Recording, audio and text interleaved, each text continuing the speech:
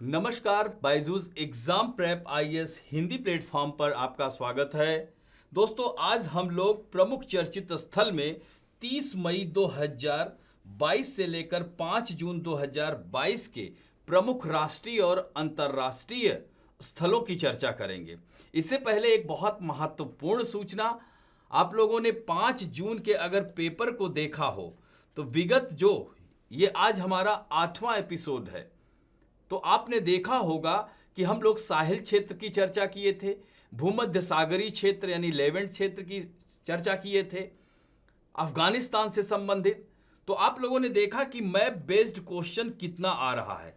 तो मानचित्र आधारित इन प्रश्नों को आप लोग सीरियसली लें, यानी मैक्सिमम जो प्रश्न है वह मानचित्र आधारित हैं। इसलिए मैं आप लोगों से यह निवेदन करूंगा कि इस वीडियो को आप प्रायः देखें, यानी आपके पास एक एटलस जरूर होगा। तो बहुत सारे क्वेश्चन मैप बेस्ड आए हुए हैं जिन्हें हम लोगों ने इस क्लास में कवर किया है, इस वीडियो के अंतर्गत कवर किया है, प्लेसेस इन न्यूज़ के अंतर्गत कवर किया है। तो दोस्तों, यह बहुत ही महत्वपूर्ण पक्ष हो जाता है, क्योंकि प्रीलिम परीक्षा पास करने के लिए एक एक अंक बहुत महत्वपूर्ण होता है और यह बहुत आसान है, इसे आप आसानी से हल कर सकते हैं। तो इसलिए इसे जरूर देखें और प्रैक्टिस करते रहें। क्योंकि आपने देखा होगा साहिल क्षेत्र की चर्चा, अगर पूरे पिछले जो वीडियो हैं आप देखेंगे तो निश्चित रूप से हम लोगों ने साहिल क्षेत्र की चर्चा की है, अफगानिस्तान के बारे में चर्चा की है, भूमध्य सागर क्षेत्र की चर्चा की है। तो यह जो है, जैसे रामसर साइट की भी चर्चा हम लोग कर चुके हैं, रामसर स्थल की चर्चा कर चुके हैं और उससे भी संबंधित प्रश्न आए हुए हैं। तो दोस्तों, आइए पहले प्रश्न की ओर चलते हैं, जो कि तेलंगाना के बारे में चर्चा हुई है। तो यह तेलंगाना, जैसा कि नाम से ही तेलुगु भाषी राज्य है तेलंगाना, और यह आंध्र प्रदेश से निकला हुआ राज्य है तेलंगाना। तो यह 2 जून 2014 को भारत का 29वां राज्य बना था। तो दोस्तों, अब आपके मन में यही आ रहा होगा कि यह 29वां राज्य, वर्तमान में तो 28 राज्य हैं, तो जब इसका निर्माण हुआ था तो हमारे देश में कुल 28 राज्य हुआ करते थे। तो यह 2014 में 29वां राज्य बना। फिर वर्ष 2019 में जम्मू कश्मीर राज्य पुनर्गठन आयोग के तहत जम्मू कश्मीर 2 केंद्र शासित प्रदेशों में बंट गया, जिसकी वजह से अब फिर से 28 राज्य हो गए और 2 केंद्र शासित प्रदेश बढ़ गए, और पहले 7 केंद्र शासित प्रदेश हुआ करते थे। तो अब क्या हो गया, 2 जुड़ गया तो 9 हो गए। लेकिन बाद में याद रखिएगा, दादर नागर हवेली और दमन दीव, इन दोनों को एक साथ कर दिया गया, यानी अब 28 राज्य और 8 केंद्र शासित प्रदेश हैं। इसे ध्यान रखेंगे।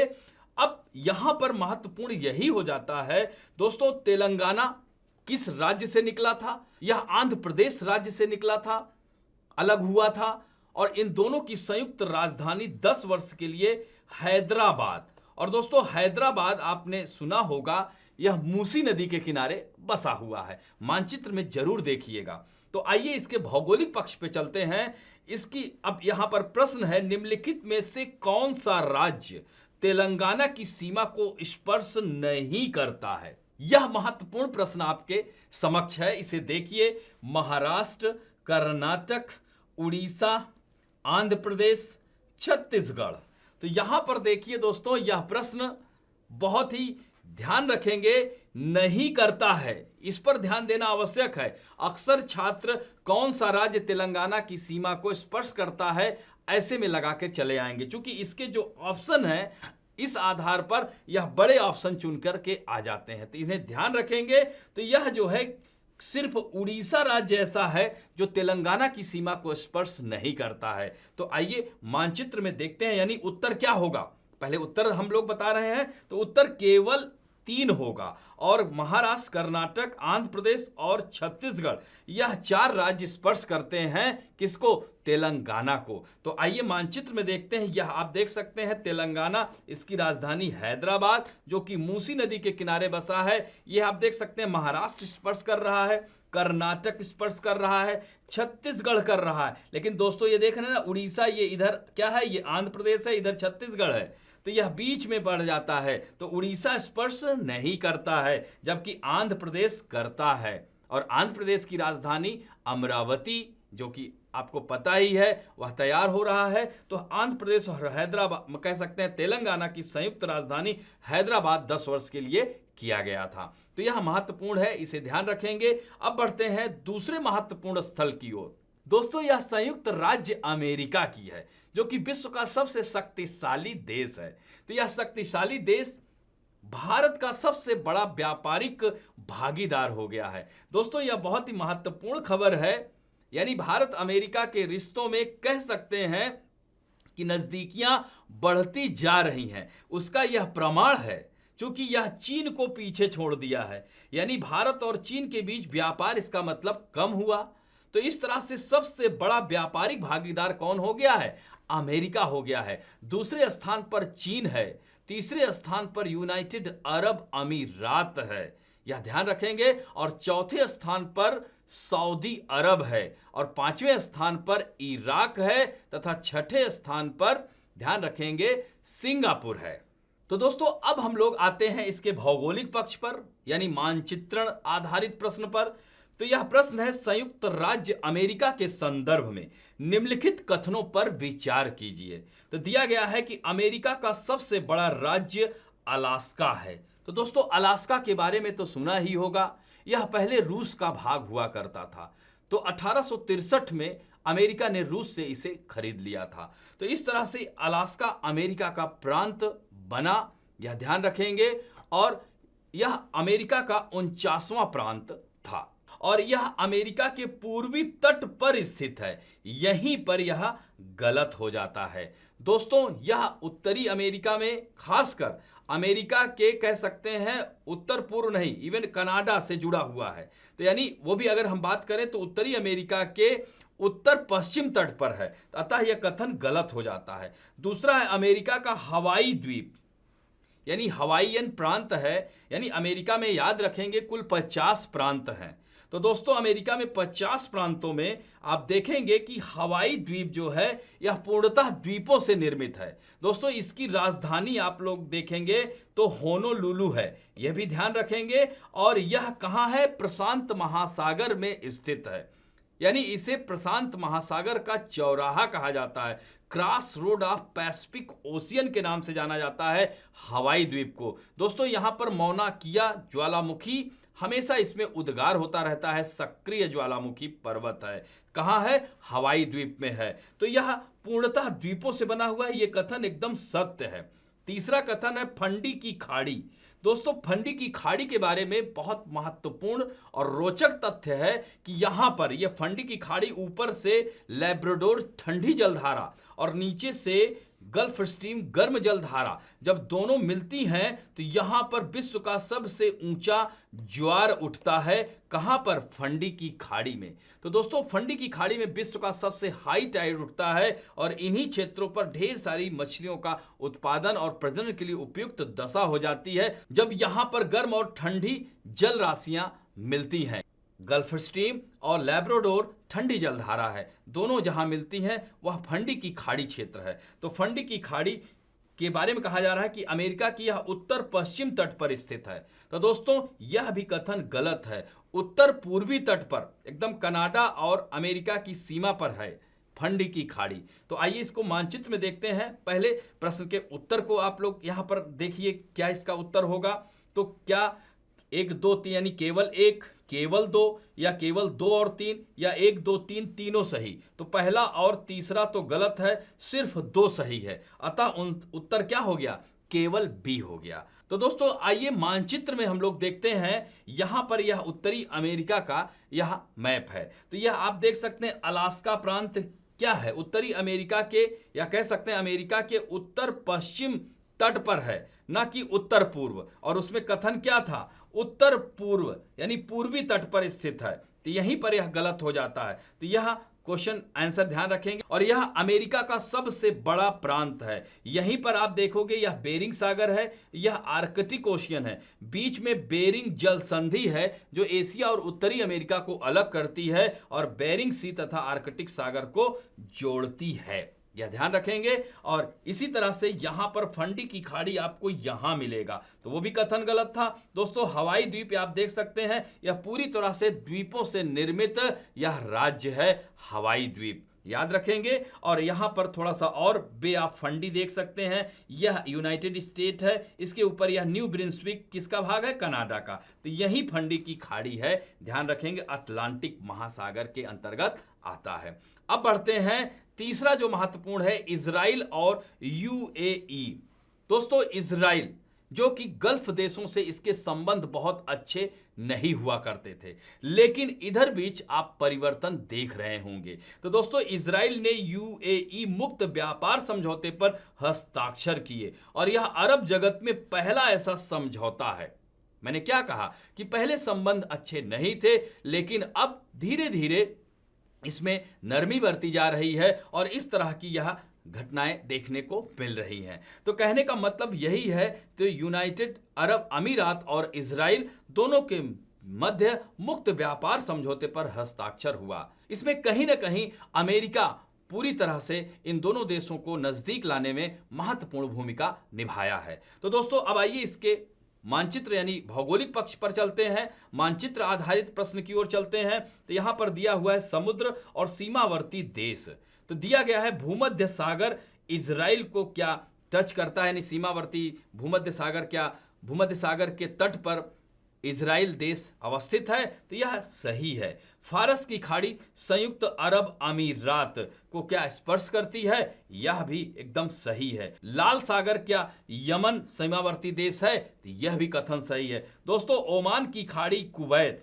यही नहीं मिलान, यह सही नहीं है, तो युग्मों पर विचार करना है। दोस्तों इस बार के आप लोगों ने पेपर में देखा होगा, इस तरह से प्रश्न आकर के काफी छात्रों को परेशान करने का प्रयास किया संघ लोक सेवा आयोग। उसमें दे दिया था कि केवल एक युग्म, केवल 2 युग्म, इस तरह से कई बच्चों से गलतियां हो गईं, कई छात्रों की प्रतिक्रियाएं आई। तो इस तरह भी ध्यान देना आप लोगों के लिए आवश्यक है कि आपको हमेशा अवेयर रहना पड़ेगा। तो यहां पर देखिए केवल एक युग्म का मतलब क्या हुआ, यानी सिर्फ एक, इन चारों में सिर्फ एक सही है, लेकिन इन चारों में 3 सही है, यानी केवल 3 युग्म, अतः उत्तर क्या हो गया, सी हो गया। चौथा युग्म गलत है। तो आइए इसको मानचित्र में देखते हैं। तो यहां पर आप देख सकते हैं यह अरब सागर है, यह अदन की खाड़ी है और यह यमन है। तो दोस्तों यमन आप देख सकते हो कि लाल सागर और अदन की खाड़ी दोनों को स्पर्श करता है। और दोस्तों इसी के बीच में यहां पर आप देखोगे तो बाबिल मंडेब जल संधि है, जो कि यमन और जिबूती को अलग करता है और लाल सागर तथा अदन की खाड़ी को जोड़ता है। इसी तरह से हम बात करेंगे, इधर ओमान देश है और यह गल्फ ऑफ ओमान है, तो जबकि उसमें क्या था कि कुवैत जो है ओमान की खाड़ी, और कुवैत कहाँ है, यहां पर है, इसकी राजधानी कुवैत सिटी है। तो दोस्तों यह पारस की खाड़ी में स्थित है, न कि ओमान की खाड़ी में। तो ओमान की खाड़ी और फारस की खाड़ी को जोड़ती है जो जल संधि, उसका नाम है हार्मुज जल संधि। यह भी याद रखेंगे, क्योंकि यह कह सकते हैं सामरिक दृष्टिकोण से, आर्थिक दृष्टिकोण से, राजनीतिक दृष्टिकोण से बहुत महत्वपूर्ण जल संधि है। और दोस्तों इधर आप देख सकते हो ईरान है, तो यह जो है कुवैत पर्सियन गल्फ को सीमावर्ती देश के रूप में जाना जाएगा, ना कि ओमान की खाड़ी को स्पर्श करता है। और दोस्तों यूनाइटेड अरब अमीरात आप देख सकते हैं फारस की खाड़ी को स्पर्श कर रहा है। तो इस तरह से आपको यहीं पर यह उत्तर मिल जाता है, और यानी यहां पर आपको फारस की खाड़ी सही हो गया, लाल सागर, ओमान की खाड़ी। अब बचा भूमध्य सागर, तो इससे संबंधित यहां पर मानचित्र आप देख सकते हैं, यह पूरा मेडिटेरियन सी है। तो भूमध्य सागर, अब आपको यहां पर तो हमने संक्षिप्त में मैप दिया है, अब आपको भूमध्य सागर के लिए अलग से नोट्स बना लीजिए कि कौन कौन से यूरोपियन देश हैं भूमध्य सागर के तट पर स्थित हैं, कौन कौन से अफ्रीका महाद्वीप के देश हैं, कौन कौन एशिया महाद्वीप के देश हैं। इसको आप लोग जरूर देखिएगा। तो यहां पर आप देख सकते हैं यह इजराइल है, ऊपर लेबनान है, इधर सीरिया है, इधर जॉर्डन भी है, और यह देख सकते हैं बीच में यह स्वेज कैनाल है। तो यह इसे ध्यान रखेंगे। अब बढ़ते हैं प्रशांत द्वीप राष्ट्र। दोस्तों चौथा जो बहुत ही महत्वपूर्ण लोकेशन है, चूंकि यह जो खबर है कि 10 प्रशांत द्वीप राष्ट्रों ने चीन सुरक्षा समझौते को खारिज कर दिया। दोस्तों कुछ दिन पहले ही हम लोग सोलोमन द्वीप की चर्चा किए थे। तो सोलोमन द्वीप के साथ चीन ने सुरक्षा समझौते पर हस्ताक्षर किया, जिसकी जो है काफी निंदा हुई, खासकर चिंता का विषय हो गया। किन देशों के लिए? America, Britain, Australia, New Zealand, Bharat जैसे देश इस समझौते को लेकर के चिंतित थे। ऐसे में चीन के विदेश मंत्री की इस समय प्रशांत महासागर के इन द्वीपीय देशों के 7 देशों की यात्रा पर वह निकले थे। तो इन 10 द्वीपीय राष्ट्रों के साथ भी वह समझौता करना चाहते थे, दोस्ताना संबंध रखना चाहते थे, लेकिन इन 10 देशों ने सिरे से खारिज कर दिया। तो यह तो रही खबर दोस्तों। तो अब इससे संबंधित आइए मैपिंग करते हैं। इसका जो मानचित्र आधारित जो प्रश्न है कि निम्नलिखित में से कौन सा द्वीपीय देश प्रशांत महासागर में स्थित नहीं है। तो यहां पर अब देखिए प्रश्न क्या है कि प्रशांत महासागर में कौन सा द्वीपीय देश अवस्थित नहीं है। तो दिया है समोआ, किरिबाती, बहमास, टोंगा और कोमोरोस। तो दोस्तों यहां महत्वपूर्ण यही हो जाता है, अगर आपने प्रशांत महासागर के जब सोलोमन द्वीप की चर्चा किया था तो अगर वहां पर आप लोगों ने देखा होगा तो समोआ द्वीप भी वहीं अगल बगल था, किरिबाती भी था वहीं पर, टोंगा भी था, लेकिन बहमास और कोमोरोस नहीं था। दोस्तों बहमास जो है अटलांटिक महासागर में अवस्थित है, यानी कैरेबियन सागर के कह सकते हैं, कैरेबियन देशों के पास यह अवस्थित है। कैरेबियन सागर, इसकी राजधानी समोआ है, अभी मानचित्र में हम लोग देखेंगे।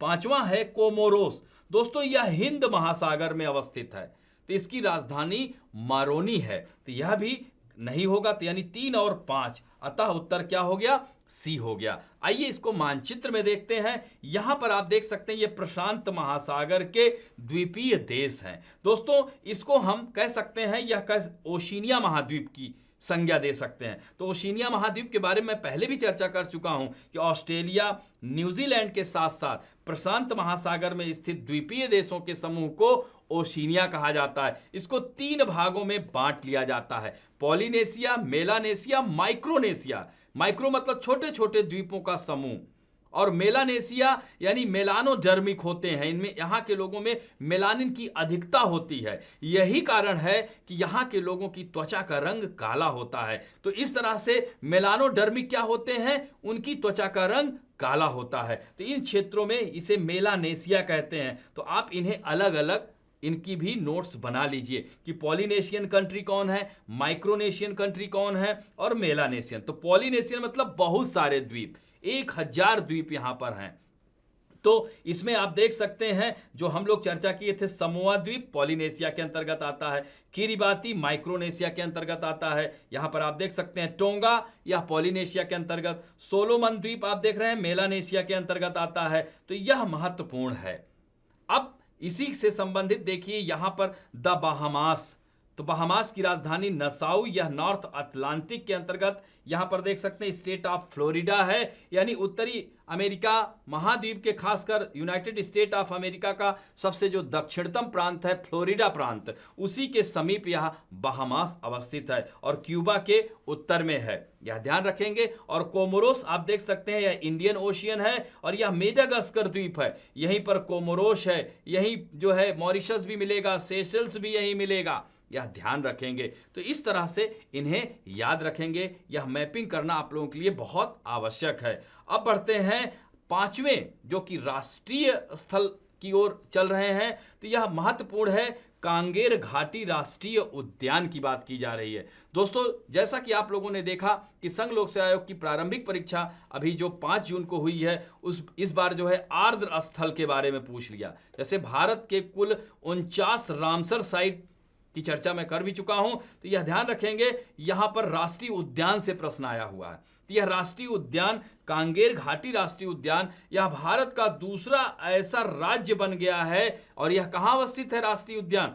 छत्तीसगढ़ में है। तो यह छत्तीसगढ़ दूसरा ऐसा राज्य बन गया है कि इस उद्यान के अंदर एक गांव के सामुदायिक वन संसाधन अधिकारों को मान्यता देने वाला छत्तीसगढ़ क्या है? दूसरा राज्य। यानी पहला राज्य क्या था? उड़ीसा था। उड़ीसा में आप लोगों ने सिमलीपाल राष्ट्रीय उद्यान का नाम सुना होगा, जो कि जैव मंडल आरक्षित क्षेत्र भी है, जो कि यूनेस्को की साइट में भी शामिल है, यह ध्यान रखेंगे। तो दोस्तों दूसरा क्या हो गया, छत्तीसगढ़ राज्य हो गया। तो आइए इससे संबंधित भौगोलिक पक्ष पर चलते हैं। प्रश्न क्या है कि कांगेर घाटी राष्ट्रीय उद्यान के संदर्भ में निम्नलिखित कथनों पर विचार कीजिए। यह राष्ट्रीय उद्यान इंद्रावती नदी की घाटी पर स्थित है। दोस्तों इंद्रावती नेशनल पार्क अलग से खुद है, और यह जो कांगेर घाटी नेशनल पार्क है वह अलग से कांगेर नदी पर अवस्थित है, ना कि इंद्रावती। तो यह कथन गलत हो जाता है। यह राष्ट्रीय उद्यान छत्तीसगढ़ के उत्तर